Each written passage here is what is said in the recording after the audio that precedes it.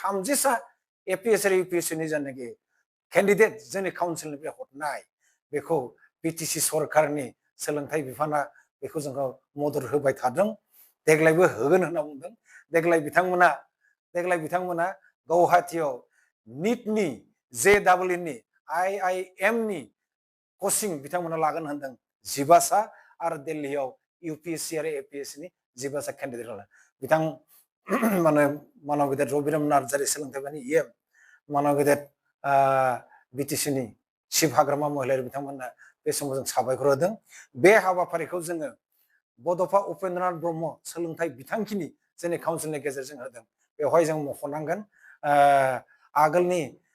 BTC नि chief Pramod बर' बिथाङा जोंनो थांनाय बाराव खाबु होदोंमोन देग्लाय हाग्रामा महिलारि सार बिथाङा जोंनो खाबु होगोन होननानै बिथांमोन सानैनो जोंनिफ्राय रोजा रोजा जोंनो मान बावनायखौ जासिदों दिनै बर' कसारी अनसाय गावहाय खुंथायनिफ्राय माखासे मिथिनो गोनां खोथाफोरखौ जोङो मिथिहोनो नाजादों बिसेसकय खम समनि गेजेराव जोङो नैबे गभर्नमेन्ट गुदि फरायसालि गेजेर फरायसालि गोजौ फरायसालि आरो गोजौसिन फरायसालियाव जोंनि बर' कसारी वेलफेयार अट'नमास काउन्सिलनिफ्राय जा जोङो थिसनना दोननाय स्कुल कमिटिफोरजों रायलायनानै थिसनना दोननाय फोरोंगिरि बिथांमोननो जा रां अनसुंथाइ हरनायनि खामानि जों बेखौ फोजोबबाय जों हरदोनि फार्स्ट इनस्टलमेन्ट हिसाबै जोङो हरगोन देग्लाय 12,000 आरो थालांनाय रांखौ जोङो सेकेन्ड इनस्टलमेन्टआव खम दाननि गेजेरावनो जोङो बेखौ हरजोबगोन जों मानो मोननै इनस्टलमेन्ट खालामदों जोंनि फोरोंगिरि बिथांमोना दस्रा जबाव थाङो फैसाखौ थांनाय बोसोराव जों खेबसेनो हरजोबनानै बिथांमोना जिहेतु आखफिखौ फैसाखौ रिटार्न हरफिननो हाया ओंखायनो जाय बिथांमोना गुबुन गुबुन मोजां जबाव थांफिनो जोंहा बेवहाय बुंनांगौ गैया ओंखायनो देग्लाय जोङो 12,000 करि हरग्रोगोन 42 इनकाम्बेन्ट टिचार्सनो 42सा फोरोंगिरि बिथांमोना जों हरगोन बेवहाय मरिगांव जिल्लानि 9साया 30,000 करि मोनगोन बे जिल्लानि रां डेभेलपमेन्टनि खामानि रांखौ जों सोना दोननायनि थाखाय जोंनि भेन्सार LP school ME school higher secondary स्कुलफोरनि जानाखि इनकाम्बेन्ट टिचार्स जायफ्रा मावबाय थादों बिथांमोननो थांनाय बोसोरावबो होदों जों आगोलावबो होदों जों खेबथामानो होबाय देग्लायबो जोङो बुरजा हरगोन होनना सानना लादों बिथांमोननि जानाखि खामानियाबो जोंनिया जोब्बाय दा जोंनिया फोरोंगिरि बिथांमोना माखासे बेवहाय अनलाइनाव एप्लाइ खालामना जाबाखै 115 जादों 115 कैंडिडेट्स एप्लाइ खालामदों बेयो बुरजासिन जों मिथिनो मोनदों माखासे एप्लाइ खालामो थाबैनो एप्लाइ खालामदो जों जाहाथे रांखौ हरनो हायो जोङो मैया दाखालि बिसायख'थिनि उनाव government LP school ME school high school higher secondary स्कुलफोराव जोङो नायहैदोंमोन आवगायलांदोंमोन बिथांमोनखौ लोगो हमनो बेखौ आसामनि सोलोंथाइ बिफाननि मन्थ्रि डक्टर रमेश बिथाङा होनदोंमोन स्कुलफोरखौ नायनानै जों नुनो मोनबाय स्कुलफोरनि बिसेसकै माखासे इनफ्रास्ट्राक्चार दरकार दैनि माने बेबस्था आरो लेट्रिन बा वाशरुमनि बेबस्थाफ्रा थिग नंजोबा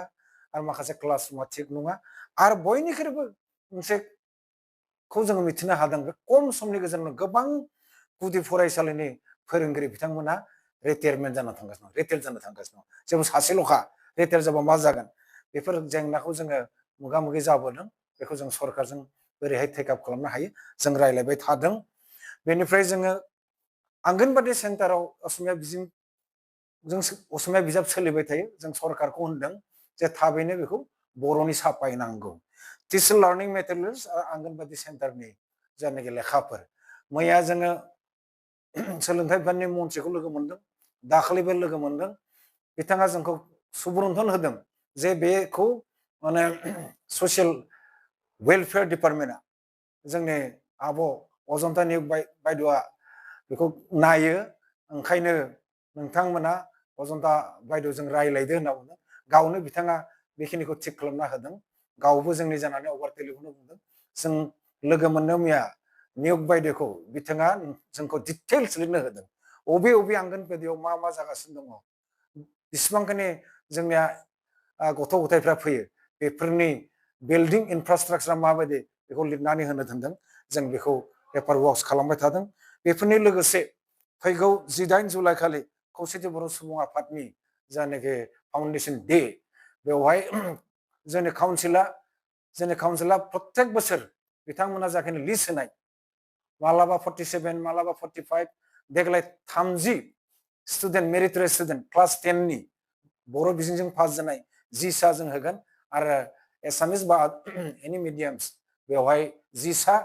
जोङो 20 साखौ क्लास 10 निखौ जों होगोन 10 रोजा करि आरो हायार सेकेन्डारिनि गासै 10 सा जों 30 सा मेरिटरि स्टुडेन्ट बिथांमोना काउन्सिलनिफ्राय 10 रोजा करि रां हरनायनि जानाखि बेबस्था रां हरनायनि जानाखि खामानि जों फोजोबबाय बेखौ 18 जुलाइ खालि फाउन्डेसन डे इउपिपिनि बेवहाय बिथांमोना राननानै होगोन बेखिनिखौनो मिथिहोबाय लोगोसे बे समाव जोङो आसाम डाउन टाउन इउनिभारसिटियाव 3 बोसोर जों केन्डिडेट हरबाय बहुत बुरजा जाबाय जोंनिया 145नि गोजौआव जाबाय जोंनिया देग्लायबो जों हरगोन 20 सा देग्लायबो जों हरगोन आरो बिटिसि सरकारजों लोगो जानानै गुवाहाटीयाव 15 सा माने एपिएससि कचिं बेबो जोब्बाय बिथांमोना प्रिलिमिनारि हयथ' एग्जामिनेसनावबो बा अन्यान्य एग्जामिनेसनावबो गुबुन गुबुन एग्जामिनेसन बिथांमोना भाग लाबाय दिल्लीयाव जोंना 15 सा इउपिएससि कचिंनि केन्डिडेट बिथांमोना गबोबाय बिथांमोनाबो प्रिलिमिनारि एग्जामिनेसनाव जिरायबायना होनना जों मिथिनो मोनदों आं खावलायदों जोंनि मास्टार समाजा जोंनि फोरोंगिरि समाजा जाहाथे आवगायबोयो जोङो आसाम सरकारनो जाखिनि जोंनि गिदिंनायनि रिपर्ट भेन्सार स्कुलनि जानाखि प्रसेस बे खामानिफोराव बिथांमोननि हेफाजाब नांगौ इतिमध्य डिपार्टमेन्टआ जोंनो भेन्सार स्कुलफोरनि हानि आरो स्कुला गोथां दंना गैया इन्सपेक्टर स्कुलनि लेखाफोर दं बेहाय जाहाथे जोंखौ